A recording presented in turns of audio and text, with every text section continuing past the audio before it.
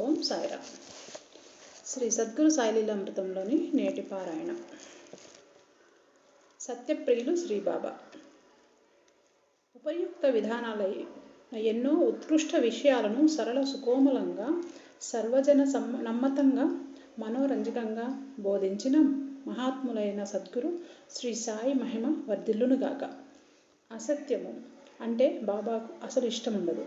అలాగని అసత్యము అంటే కావాలని చెప్పేదే కాదు. ఇతరులకు ఇచ్చిన వాగ్దానాన్ని కానీ ఏదైనా ఒక మంచి పని చేయాలని సంకల్పించుకొని ఆ సంకల్పాన్ని విస్మరించి లేదా బద్దకించి కానీ లోబపడి కానీ వదిలివేయడం, భగవంతునికి ఏదైనా మొక్కుకొని దానిని నెరవేర్చకపోవడం, వీటి వలన ఇచ్చిన మాట, తలచిన తలుపు, మొక్కిన మొక్కు ఇవన్నీ కూడా అసత్యాలే అవుతాయని శ్రీ బాబా బోధించేవారు. నాకు కొబ్బరికాయ కొట్టమని కానీ, నా పాదాలు పట్టుకోమని కానీ, 10 రూపాయలు సమర్పించమని కానీ నేను నిన్ను కోరలేదు. నాకు కావలసింది నీ భక్తి విశ్వాసాలు మాత్రమే.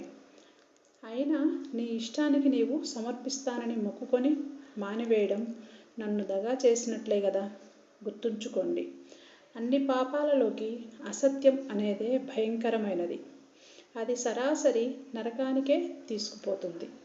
అందువల్లనే శ్రీ బాబా నిత్యము కూడా తన భక్తులను జాగృతులుగాను ఎంతో అప్రమత్తులుగాను ఉంచేవారు.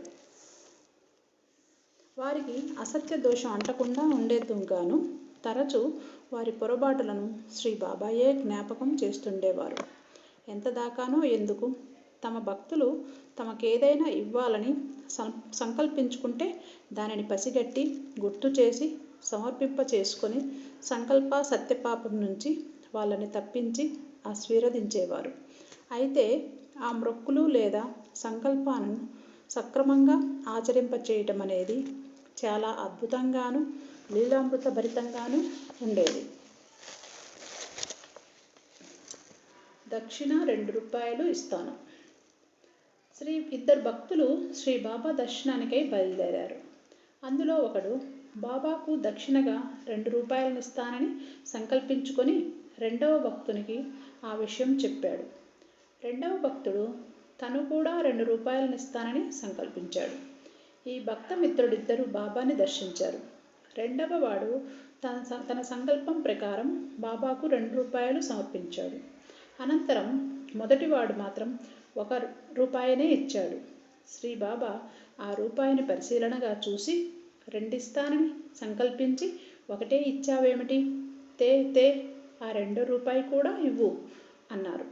దానితో ఆ భక్తుడు ఆశ్చర్యపడి తన మనసులోని విషయాన్ని పసిగట్టిన శ్రీ బాబా శక్తికి కైమోడ్చి తక్కిన రూపాయి కూడా సమర్పించుకున్నాడు. రతన్జీ అనే ధనవంతుడు సంతానం లేక చాలా బెంగపడుతుండగా దాసగను మహారాజ్ తారసపడి శ్రీ షిరిడీ సాయిబాబాను ఆశ్రయించు, దక్షిణ సమర్పించి నీ బాధ చెప్పుకో అని సలహా ఇచ్చాడు. అది వినగానే రతన్జీ శ్రీ బాబాకు 5 రూపాయల దక్షిణనిస్తాను అని అనుకున్నాడు. ఆ మర్నాడే సతీ సమేతంగా షిరిడి చేరి శ్రీ బాబాను దర్శించుకున్నాడు. తన నిస్సంతు పరితాపాన్ని తెలియబరిచాడు. శ్రీ సాయిబాబా దయాంత కరుణలతో అతనిని ఆశీర్వదించారు. రతన్జీ దక్షిణగా 5 రూపాయలు ఇవ్వబోయాడు. కానీ శ్రీ బాబా ఆ డబ్బు తీసుకోకుండా, నువ్వు 5 రూపాయలు ఇవ్వాలనుకున్న మాట నిజమే కానీ అందులో 3 బేడ ముందుగానే ముట్టిందిలే, మిగిలిన రూపాయి 14 గణాలు ఇస్తే చాలు అన్నారు. రతన్జీ ఆ సొమ్మును సమర్పించి తిరుగు ప్రయాణమయ్యాడు. రోజులు గడుస్తున్నాయి కానీ అతనికి ఒక విషయం మాత్రం అర్థం కాలేదు. శ్రీ సాయినాథుణ్ణి దర్శించడం తనకిదే ప్రప్రదం కాగా తన నుంచి ఆయన 3 బేడ ఎలా ముట్టిందో తెలియలేదు. ఇంతలోనే దాసగను వచ్చాడు. రతన్జీ తన అనుమానాన్ని తెలియజేయగానే దాసగను నవ్వి, దానిదేముందిలే, శ్రీ బాబా సర్వంతర్యామి, ఆయన తన రూపంలో కాకపోతే మరో రూపంలో అందుకొని ఉంటారు, లేదంటే ఆ సొమ్ముతో నువ్వేదైనా మంచి పని చేసి ఉంటే ఆ ఖర్చుని తమ ఖాతాలో వేసుకొని ఉంటారు అన్నాడు. రతన్జీ గబగబా తన పద్దుల పుస్తకాలు తిరగేశాడు.